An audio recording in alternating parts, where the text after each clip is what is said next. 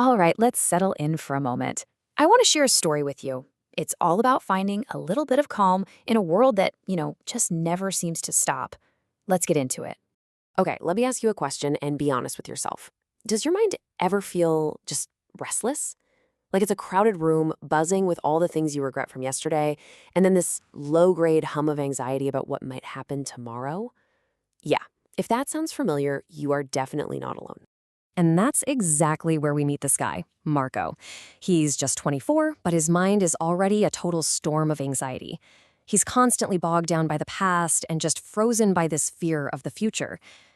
For Marco, the idea of peace, it feels like something from another planet, totally impossible. So he's desperate, right? He's looking for anything to help. And he hears these whispers about a wise old psychologist, someone who lives this quiet, simple life way up in the mountains. So he goes. He travels for days, holding on to this one little sliver of hope that maybe, just maybe, this person can help him finally silence that storm in his head. But here's the thing. When Marco finally gets there, the mentor doesn't give him some big lecture or a complicated theory. Nope. He just hands him a glass of water. And this glass is filled right to the very, very brim, so full that the water is literally bulging over the top, held in only by surface tension.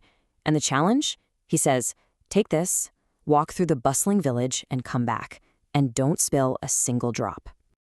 So Marco starts walking. And this isn't a journey about distance, it's about focus, pure absolute concentration.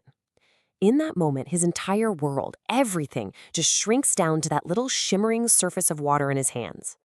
And the village is just alive with noise. You've got dogs barking, kids laughing and shouting, carts clattering on the stone streets, people calling out to each other. It's a total chaos of distraction.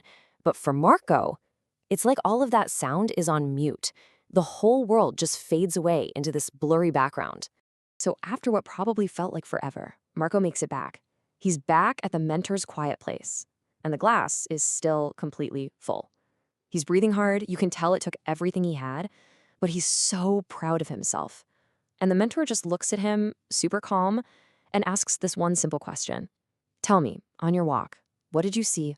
What did you hear? And Marco kind of pauses for a second, right? He's thinking back. And then this look of total shock just washes over his face. He says, nothing. I heard nothing at all. I didn't see anything. He realizes my entire world, every ounce of my focus was just on that glass of water. And that, right there, that's the whole point. That's the heart of the lesson. You see, it was never really about the water or the walk through the village. It was all about showing him what happens to your mind when it's totally, 100% consumed by the present moment. The mentor breaks it down for him.